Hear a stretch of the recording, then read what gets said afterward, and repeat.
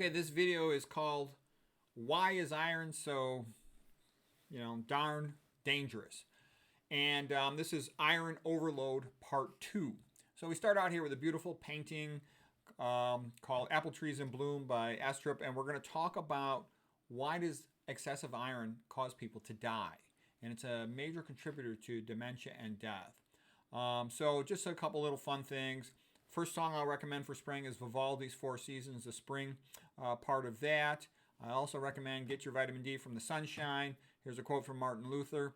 Our Lord has written the promise of resurrection in more than books. The promise of resurrection is written in every leaf in springtime. Okay, by the way, I know Martin Luther's a little crazy, but he's also real interesting and entertaining. Okay, most Catholic Christian writers are boring. Martin Luther is a little bit nuts, but he's entertaining. He's sort of like the most hot-headed Christian writer that ever lived. Another beautiful painting, Mayflowers. We're going to get into some serious biochemistry here in just a minute, but just show you a beautiful painting. A couple more musical suggestions for spring. Bach Violin Concerto in G minor, BWV 1056. It's like heaven, okay? You'd be amazed how beautiful that is. Le Bleu Danube Waltz, perfect for spring. Pachelbel's Canon is always lovely. I like the hour-long extended version. Mozart's Serenade for the Wind. This is all joyous music to sort of usher in your spring season. El Emparado is like the bow overhead. So it's a nice painting here. Okay, that's our intro to spring. And now we'll start getting into the health stuff in more detail. Some food toxins. All of us are exposed to a lot of toxins in the food and the air and whatnot. And that's why you want to control everything you can control. Well-known toxins, everybody knows about trans fats, salt, MSG, aluminum, arsenic. Less well-known stuff is the cadmium, for example, that comes from brake pads. That's why I'll never eat at one of those sidewalk cafes on a busy street. The food dyes, all this stuff. Processed food, just run away from it as fast as you can. But what most people are not aware of is that iron is toxic. And it's actually really toxic. And most men are overloaded after 20s, women in their postmenopausal years. They've been adding iron to the cereals and other grains in a big way since 1979, and that can really lead to high amounts. Can lead to people eating 10 times the recommended amounts. I probably did that when I was younger. When I was a kid, you see these cartoons about Popeye. He crushes the can, eats the spinach, and then he can kick Bluto's butt. He can, protect his woman, keep his woman olive oil. Let's see, Popeye the Sailor Man. And so I used to eat that. I used to eat the cereal that had the most iron in it, the Raisin Bran. Okay, a lot of people used to take Geritol because they wanted the iron. But the smart move, once you understand it, is avoid it as much as you can for most people. There's rare exceptions, people who are iron deficient, but that's a pretty rare thing. Okay, why is it such a big deal to minimize excessive iron? Here's one reason.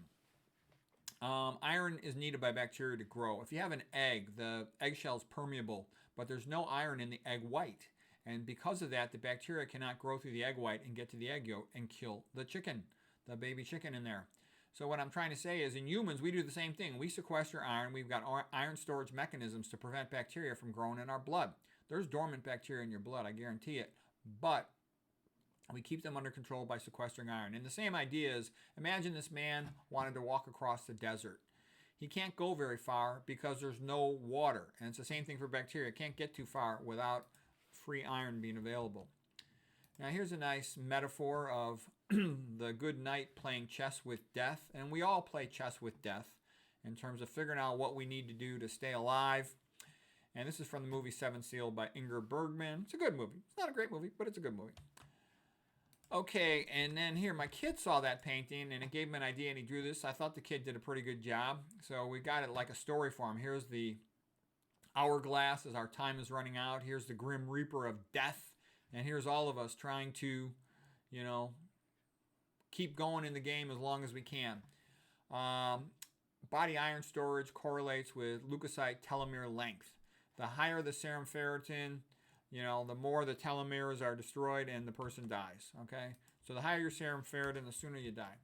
Now, the other thing is I'm going to be getting into some really esoteric biochemistry and nutrition chemistry that I guarantee it your doctor doesn't know. I've never met a doctor in my entire life that knows this stuff.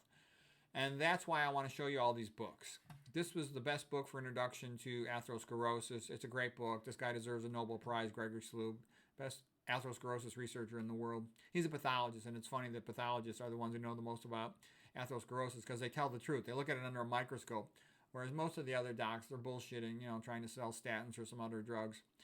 This guy, Randall Laufer, this was a great book. He wrote a book called Iron in Your Heart, but I couldn't get a cover of it. I just had this cover of it. But he is a Harvard biochemist. He's really smart and funny. It's an excellent book. I think that's the best book to introduce yourself to iron. Iron in Your Heart by Randall Laufer. Okay, this guy Weinberg wrote a smart book about the risks of infection and cancer, especially with regard to iron. Iron Overload's a good book. Britton, I liked his papers. This guy's a good teacher, Vernon Liu. He's real smart, nice, clever. He's real clear. Jim Moon's book was quite good, going through all the papers on iron. This other book is a good book on how to dump iron, but, learning through blood draws. All I'm trying to say is, and these two deserve a Nobel Prize, Pretorius and Kell. They figured out a lot of really advanced stuff. We'll get to that at the end, how iron predisposes to dementia and thrombosis. But I just wanted you to know there's tons of papers, hundreds and hundreds of papers on all this stuff. Okay, iron is a transitional metal. It has a variable valence. This is called the D block because you're in the d orbitals of electrons. And the important point is that it has a variable valence, meaning it can be +2 or +3. It can have other charges on it, but most commonly in the human body, it's +2 and +3.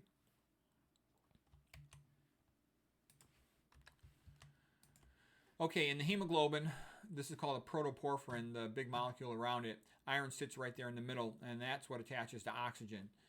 Whereas in a plant, you got magnesium in the center. So this is a good point right here, and this is pretty much how it is for lots of things. The thing you want to avoid is sitting right in the center of meat. The thing you want more of, most Americans are deficient in magnesium, is right in the front of chlorophyll. If you eat plants, good things happen to you. Your magnesium goes up, your iron goes down. That's what you want. Here is, again, a heme with the iron in the center in animals and meat. So the iron binds to oxygen. It's also simultaneously coordinating 6 bonds to 4 nitrogens, a 5th one to the oxygen, and number 6 to this histidine residue. So I'm just showing you that's what iron does. The chemistry of it. After 20 years of age, this is age down here on this line. Here is total body iron storage. After 20 years of age, because a man stops growing, he starts becoming overloaded in iron. A woman keeps her iron under control until she hits menopause. Then she starts to rapidly increase in her body iron stores. And this is because they're eating a westernized diet. And they're eating food, the grains and cereals fortify with iron. This is from a YouTube video called Maasai Man, or Maasai in Kenya kills a big male lion with their spears. There's a song. The song is called Maasai Man. It's a great song. You'll want to hear it over and over again. It's very addictive. So anyways, the point of this slide is, why do people store so much iron in their body? And by the way, a lion can weigh like 500 pounds. So the Maasai, if a lion comes after their cattle or their sheep or whatever, the Maasai men will fight the lion. So the lion will sometimes bite them and they'll have a lot of blood loss. So that's why we need to store more iron, is so that we can replenish our blood in the event of massive bleeding. But our ancestors had a hard time getting a hold of enough iron. That's why they stored it. It was a precious thing. But for modern humans in Western countries, they're way iron overloaded. Anyways, you'll enjoy that video if you check it out. It's really good. Why is iron overload so dangerous? Well, first of all, when there's excessive amount of iron, some of it gets loose from its storage binding molecules, and it can catalyze reactions that form free radicals. And the classic one in the mitochondria is what's called the Fenton reaction, producing hydroxyl radicals. You can remember Fenton reaction because it begins with the letters Fe, and there's iron. Iron is symbolized as Fe. The Fe comes from the word ferrous, which is a Latin word for rust, for iron. Okay. The free radicals damage tissue. They damage mitochondrial membranes. They damage DNA. They damage whatever they come in contact with. Okay, so the superoxide anions that are normally produced in small amounts in mitochondrial metabolism are easy for the body to clear, but the hydroxyls are not. And whenever you've got hydroxyl radicals being formed from iron with the Fenton reaction, you're going to get more of this 8-hydroxy-deoxyguanosine in the urine. So they can tell when this is happening. You can't measure the hydroxyls themselves because they react so fast, they disappear.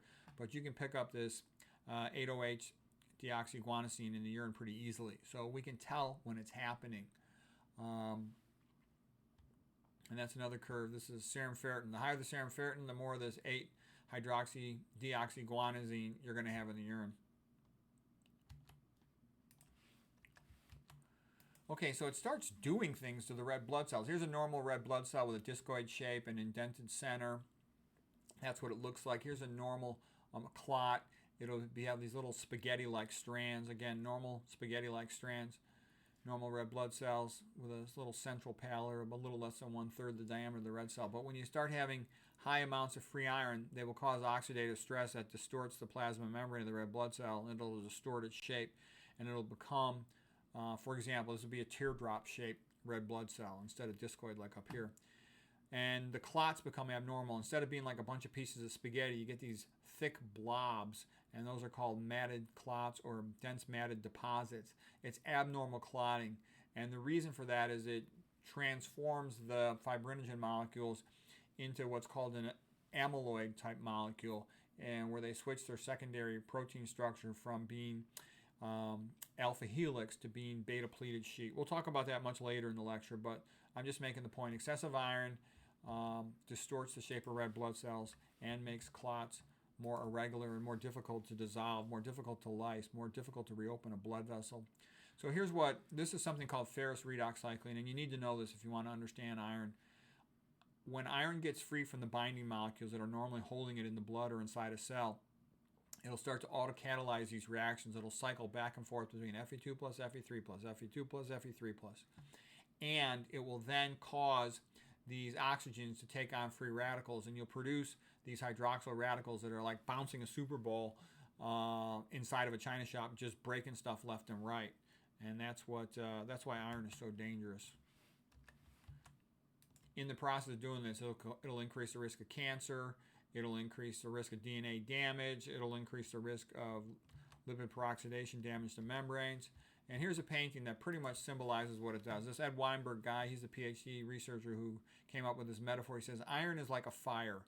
It's good to have it where you need it, like in the stove or the furnace of your house, but you don't want it anywhere else, because, the fire anywhere else will just burn stuff down, okay? So this painting is called Burning City by Egbert van der Poel, and that's what happens when iron gets free. It just starts destroying parts of your body.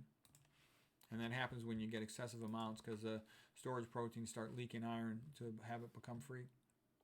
So what's oxidative stress about? Well, basically, you've heard of antioxidants as being a good thing. They prevent oxidative stress. When there's too many oxidants, they overwhelm the antioxidants, and they just damage tissue. So oxidative stress is a way that tissue gets damaged by excessive oxidation. And that happens when there's excessive copper in the body, or excessive iron in the body, excessive dietary omega-6 PUFAs. As a matter of fact, in the context of excessive dietary fat, you can get what is called feroptosis. So ferro means iron, tosis means to fall down, to die. And so fried food is a terrible thing to eat. Let's say you're eating fried beef. The beef is full of iron because it's got the red meat, and the frying is typically full of omega-6, and together they increase the risk of what is called feroptosis, means death induced by iron, and it also includes lipid peroxidation, which is greatly increased by excessive dietary omega-6s. So what I'm trying to say is this is just another way that it kills cells. That's a word for causing cell death, so it's bad. All right, now that's the end of Iron Overload Part 2. We explained why iron is so darn dangerous, and hope that was useful to you.